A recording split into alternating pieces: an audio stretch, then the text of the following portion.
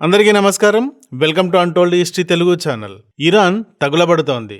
Regime change దిశగా వెళుతోంది. షియా సమాజం ఇంకా ఇస్లామిక్ సమాజం, ప్రపంచవ్యాప్తంగా ఉన్న ఇస్లామిక్ సమాజం 80% దేవుడి తర్వాత దేవుడిగా ఫీల్ అయ్యే ఆయతుల్లా అలీ ఖమేనీని అదే సమాజం ఈరోజు చాలు ఇక దిగిపో లేదా పారిపో అంటూ వెంటబడుతోంది. 1979 ఇస్లామిక్ రివల్యూషన్ తర్వాత జరుగుతున్న అతిపెద్ద తిరుగుబాటుగా దీనిని గురించి చెబుతున్నారు. డిసెంబర్ 28వ తేదీన ఈ నిరసనలు మొదలయ్యాయి. ద్రవ్యోల్బణం, ఆహార పదార్థాల ధరలు ఆకాశం ఎత్తున పెరగడం గురించి ఈ నిరసనలు మొదలయ్యాయి. అడవికి నిప్పంటుకున్నట్టుగా ఇవి కొనసాగుతూ ఉన్నాయి. ఆయతుల్లా ఖమేనీ ప్రభుత్వాన్ని పూర్తిగా తగలబెట్టేదాకా ఇవి వదిలేలా లేవు.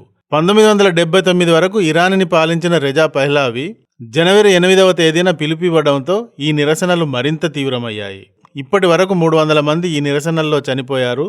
2500 నుండి 3000 మంది అరెస్ట్ అయ్యారు అని అధికారిక లెక్కలు ఉన్నాయి. గాని ఈ రెండు నెంబర్లు కూడా మరింత భారీగా ఉంటాయి. భయంకర రక్తపాతం అక్కడ జరుగుతోంది. గృహాలు, ఆఫీసులు, వ్యాపార సంస్థలు దహనమవుతున్నాయి అన్నవి అసలైన న్యూస్. ఇరాన్లో జరుగుతున్న ప్రొటెస్టులు అక్కడి ప్రజల అసహనం నుండి వెలువడినాయనే దాంట్లో ఎలాంటి డౌటు లేదు. కానీ ఈ అసహనానికి పెట్రోలు చల్లి నిప్పంటించింది మాత్రం యుఎస్ అండ్ రెజా పహ్లావి అనేది అసలైన నిజం. యుఎస్ ఇరాన్ని ఏ స్థితికి తీసుకువచ్చిందో చూస్తే దిమ్మ తిరిగిపోతుంది. నిన్న మొన్నటిదాకా మిడిల్ ఈస్ట్ ప్రాంతంలో కింగులాగా వెలిగిపోయిన ఇరాన్ ఈ రోజు నిట్టనిలువున తగలబడుతోంది. ఇరాన్ లాంటి ఒక శక్తివంతమైన దేశాన్ని కూడా ఎలా చంకనాకించవచ్చో యుఎస్ కళ్ళ ముందే చూపిస్తోంది. యుఎస్ వెనుజులా పైన దాడి చేసి దాని అధ్యక్షుడిని ఎత్తుకెళ్లిన ఇష్యూని గురించి మనం ట్రంప్ని, యుఎస్ని చాకిరేవు పెట్టి దరువేశాం. ట్రంప్ డిక్టేటర్లా చేస్తున్నాడు, ఒక సావరిన్ కంట్రీ పైన ఇలా దాడి చేసే హక్కు యుఎస్కు ఎక్కడిది, ట్రంప్కి ఎక్కడిది, దాని అధ్యక్షుడిని ఎత్తుకెళ్లడం ఏమిటి అంటూ. అదే ఇరాన్ విషయానికి వచ్చేసరికి అలా అనలేకపోతున్నాం. ఇరాన్ తగులబడుతోంది, ఇరాన్ రెజీమ్ను మార్చేస్తోంది, దాని సుప్రీం లీడర్ ఆయతుల్లా ఖమేనీని దింపేస్తోంది, అతడు పారిపోయాడు, రష్యాకి పారిపోయాడు, లేదా అతడిని కూడా ట్రంప్ ఎత్తుకెళ్తాడు, ఇలా సంథింగ్ హ్యాష్ ట్యాగులు ట్రెండ్ అవుతూ ఉన్నాయి. అయితే ఇదంతా చూసి వెనిజులాను చూసి బాధపడినట్టుగా బాధపడటం లేదు ప్రపంచం. ఎస్, ఇరాన్కి ఇలా జరగాల్సిందే అనుకుంటోంది. ఎందుకు అంటే వెరీ సింపుల్. ఇరాన్ గల్ఫ్లో తన ఇన్ఫ్లుయెన్స్ని ఎక్స్పెన్షన్ చేయడానికి టెర్రరిస్టు సంస్థలను బిల్డప్ చేసింది. పాలస్తీనాలో హమాస్, యెమెన్లో హౌతీ, లెబనాన్లో హెజ్బుల్లా, ఇరాక్లో అహ్లా అల్ హక్ ఇలాంటి 12 కంటే ఎక్కువ మిలిటెంట్ గ్రూపులను, అతి భయంకరమైన గ్రూపులను పెంచి పోషించింది. అవి టెర్రరిస్టు గ్రూపుల్లా కాక భారీ సైన్యాలతో ఇప్పుడు ఉన్నాయి. వెనుజులాకి ఇరాన్కి మధ్య మేజర్ డిఫరెన్స్ ఇదే.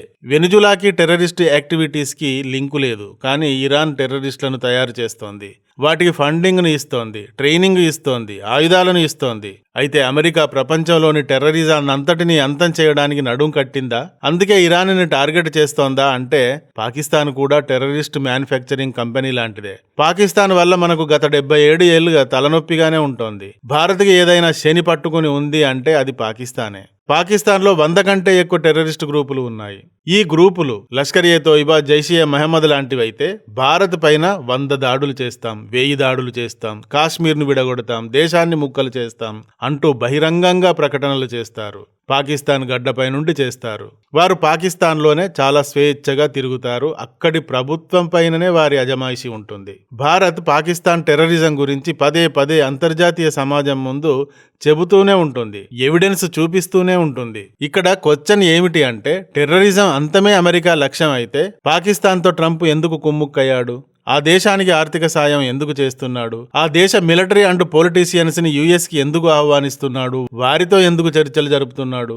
పాకిస్తాన్ టెర్రరిజం గురించి ఎందుకు మాట్లాడడం లేదు? పైగా ట్రంప్ భారత్కే నెగిటివ్ గా మాట్లాడుతున్నాడు, ప్రవర్తిస్తున్నాడు. అంటే ఇక్కడ అమెరికా తన ప్రయోజనాల మేరకు మాత్రమే స్పందిస్తుంది. గల్ఫ్లో Saudi Arabia, Qatar, Egypt, UAE, Jordan, Bahrain లాంటి దేశాలతో యుఎస్కి సన్నిహిత సంబంధాలున్నాయి.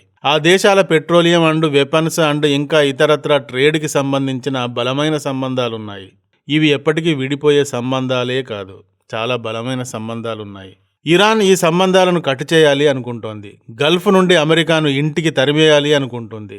ఈ ప్రాంతంలో ఇజ్రాయెల్ యుఎస్కి ప్రధాన స్థావరం కాబట్టి ఇజ్రాయిల్ ఒక యూదు దేశం కాబట్టి, ఇన్ని ముస్లిం దేశాల నడుమ ఒక యూదు దేశం కంటి మంటగా మారింది కాబట్టి ఆ దేశాన్ని ఇక్కడ లేకుండా చేయాలి అనే ఈ లక్ష్యాల మేరకు ఇరాన్ అనేక రకాల టెర్రరిస్ట్ గ్రూపులను మెయింటైన్ చేస్తోంది. అమెరికా ఇజ్రాయిల్లను యుద్ధంలో ఎదుర్కొనేంత పవర్ ఇరాన్కి లేదు. కాబట్టి ఇరాన్ మతోన్మాదాన్ని రెచ్చగొడుతూ ఇలా టెర్రరిస్టు గ్రూపులకు చీఫ్గా మారింది. అందుకే ఇప్పుడు ఇరాన్ తగలబడుతున్నా మన భారత్ లాంటి దేశాలు స్పందించడం లేదు.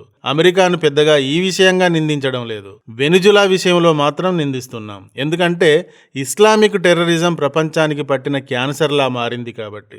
ఇరాన్ తగలబడడానికి కేవలం అమెరికానే కారణమా అంటే కేవలం అమెరికా మాత్రమే కాదు. వెనిజులా నాశనానికి దాని స్వంత పాలకులు, పరిపాలనా విధానం, ముందు చూపు లేకపోవడం ఎలా కారణమో ఇరాన్కి కూడా అలాంటి కారణాలున్నాయి. మతం పేరుతో ఇరాన్ ప్రజల స్వేచ్ఛను బంధించడం, స్త్రీలను హిజాబ్ ధరించాలి అని నిర్బంధించడం తీవ్ర స్థాయిలో జరిగిందక్కడ. దీనికి వ్యతిరేకంగా కూడా చాలా పెద్ద ఆందోళనలు జరిగాయి. ప్రజల రోజువారీ జీవితంలో మతాన్ని సాకుగా చూపించి ప్రభుత్వం జోక్యం చేసుకోవడం అక్కడ జరుగుతుంది. దీనివల్ల సమాజం భయంతో జీవిస్తోంది తప్ప ఆనందంతో కాదు. ఇరాన్లో 1979 దాకా రెజా పెహ్లావి పాలనలో ఇరాన్ ఉండేది. పెహ్లావి వెస్ట్రన్ మోడల్గా ఇరాన్ని మార్చడానికి ప్రయత్నించాడు.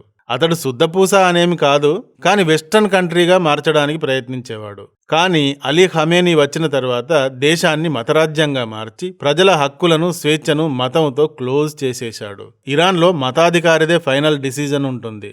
ఎలక్షన్స్ ఉంటాయి కానీ అవి పేరుకు మాత్రమే. అలీ ఖమేనీ మతరాజ్యం వచ్చిన తర్వాత మోడరేట్స్, లిబరల్స్, లెఫ్టిస్టులు, మైనారిటీల పైన దారుణ ఊచకోత జరిగింది. అరెస్టులు జరిగాయి. అప్పటి వరకు యుఎస్ అండ్ వెస్ట్ దేశాలతో ఉన్న ఫ్రెండ్షిప్ని క్లోజ్ చేసి రష్యా, చైనా, నార్త్ కొరియా లాంటి కమ్యూనిస్టు దేశాలతో సంబంధాలు పెట్టుకున్నాడు.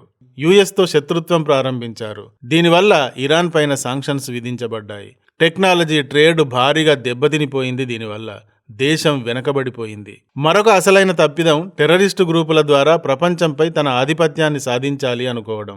దీంతో ఇరాన్ పెంచిన టెర్రరిస్టు గ్రూపులు ప్రపంచానికి పాములుగా తయారవడం, వీరికి ఫండింగ్ చేస్తూ దేశ ఆర్థిక స్థితిని పట్టించుకోకపోవడం వల్ల దేశంలో ఆర్థిక సంక్షోభం ఏర్పడడం జరిగింది. ఇంధనం విషయంలో ఇరాన్ అతిపెద్ద సప్లైదారు అయి ఉండి కూడా ప్రజలు పూర్తిగా పేదరికంలోకి ఇందువల్ల కూరుకుపోయారు. కానీ అలీ ఖమేనీ మాత్రం ప్రతి సమస్యకి మతాన్ని బూచిగా చూపిస్తూ ప్రజలపైన, ఉద్యమాలపైన, నిరసనలపైన అణిచివేతను, దమనకాండను కొనసాగిస్తూ వస్తున్నాడు. మనిషి అంటే మతం కోసం బతికే ఒక పురుగు మాత్రమే. వాడికి కూడా సొంత జీవితం ఏమిటి అన్నట్టుగా అలీ ఖమేనీ పాలన సాగింది. దీనివల్ల ప్రజల్లో అసహనం బిల్డప్ అయింది. దేవుడిలా భావించిన ఖమేనీనే ఈరోజు దయ్యమని, చంపేయాలి, దింపేయాలి అనేంత వ్యతిరేకత పెరిగిపోయింది. ఇలా ఇరాన్ తగులబడడానికి సొంత కారణాలు ఉన్నాయి. అయితే ఈ కారణాలు అన్నింటికంటే కూడా అమెరికా ఇరాన్ పైన విధించిన సాంక్షన్స్, ఇజ్రాయెల్ ఇరాన్ పైన చేసిన దాడులు ఎక్కువ ప్రభావం చూపించాయి. ఫర్ ఎగ్జాంపుల్, మన భారత్ కూడా ఇరాన్ నుండి ఆయిల్ ని భారీగా దిగుమతి చేసుకునేది. కానీ యుఎస్ సాంక్షన్స్ కారణంగా ఇరాన్ నుండి దిగుమతిని ఆపేసింది భారత్. ఇలా అనేక దేశాలు ఇరాన్ నుండి ఆయిల్ కొనడాన్ని ఆపేశాయి. అమెరికా ఈ విధంగా ఇరాన్ ట్రేడ్ మొత్తాన్ని సాంక్షన్స్ తో దెబ్బతీసింది. దీనివల్ల ఇరాన్లో $1 విలువ 1.5 లక్షల రియాల్స్ అయ్యింది. ఇరాన్ తన పని తాను చేసుకోకుండా ఇజ్రాయిల్ యూదు దేశం, దాన్ని గల్ఫ్లో లేకుండా చేస్తాం, యుఎస్ ని కూడా ఇక్కడి నుండి తరిమేస్తాం, నేనే ఈ ప్రాంతానికి లీడర్ని అవుతా అని అందుకోసం టెర్రరిస్టు గ్రూపులకు ఫండింగ్ చేసి వారిని తన బలంగా భావించింది. కానీ యుఎస్, ఇజ్రాయిల్లు ఇరాన్ ఫ్రాక్సీ గ్రూపులన్నింటిపైన, ఏమెన్, పాలస్తీనా, సిరియా, ఇరాక్, లెబనాన్ అన్నింటిపైన వందల కొద్దీ దాడులు చేసి ముందుగానే వాటన్నింటినీ నిర్వీర్యం చేశారు. ఇలా ఇరాన్ అన్ని విధాలుగా బలహీనపడిన తర్వాత ఇప్పుడు ప్రజా నిరసనల పేరుతో నిప్పంటించారు ఇరాన్కి. యుఎస్లో రెజా పెహ్లావి ప్రవాసం ఉంటున్నాడు. 1979లో వచ్చిన ఇస్లామిక్ విప్లవం వల్ల వీరి వంశం యుఎస్కి వెళ్లి అక్కడ జీవిస్తున్నారు. ఇప్పుడు వీరు తిరిగి ఇరాన్ తెరపైకి వచ్చారు. పెహ్లావి నిరసనలను కొనసాగించే విధంగా పిలుపిస్తున్నాడు. దాంతో ఇరాన్ భారీగా రెచ్చిపోయి మండుతోంది. రేపు అలీ ఖమేనీని పట్టుకుని బంధించినా లేదా అతడు రష్యాకి పారిపోయినా అక్కడ రెజా పెహ్లావి అధికారాన్ని హస్తగతం చేసుకునే అవకాశం ఉంది. ఇలా యుఎస్ ఎవరైతే తన పట్ల శత్రుత్వం ప్రదర్శిస్తారో, ఎవరైతే తన ప్రయోజనాలకు వినాశనం కలిగిస్తారో వారిని అంతం చేయడానికి 100 రకాల స్ట్రాటజీస్ ని ప్రయోగిస్తుంది. ఇరాన్లో ఇదే జరిగింది. అమెరికాను ఢీకొని గెలవటం సాధ్యం కాదు. ఇది ఒక నిజం. చేదుగా ఉన్నా ఇదే నిజం. ఇరాన్ యుఎస్ నే టార్గెట్ చేసింది కాబట్టి దానికి అంటుకున్న మంటలు ఆరటం కష్టం. ఇక ఇరాన్ టెర్రరిజాన్ని తన అసలైన స్ట్రాటజీగా ప్రపంచాన్ని భయపెట్టింది కాబట్టి ప్రపంచ దేశాలు కూడా ఇరాన్లో రెజీమ్ చేంజ్ జరిగితే మంచిదే అన్నట్టుగా భావిస్తున్నాయి. ఒక్క రష్యా చైనాలు తప్ప. మరి ఇక వాట్ నెక్స్ట్ అనేది వేచి చూడాలి. ఈ విషయంపై మీ అభిప్రాయాలు ఏమిటో మీ కామెంట్ ద్వారా తెలియజేయండి. ఈ వీడియో గాని నచ్చితే ఒక లైక్ ఇవ్వండి. అలాగే ఇంతవరకు మా ఛానల్కి సబ్స్క్రైబ్ చేసుకున్నట్టయితే వెంటనే సబ్స్క్రైబ్ చేసుకోండి. ఇలాంటి వీడియోల నోటిఫికేషన్స్ కొరకు బెల్ ఐకాన్ని కూడా క్లిక్ చేయండి. Thank you for watching. జై హింద్, జై భారత్.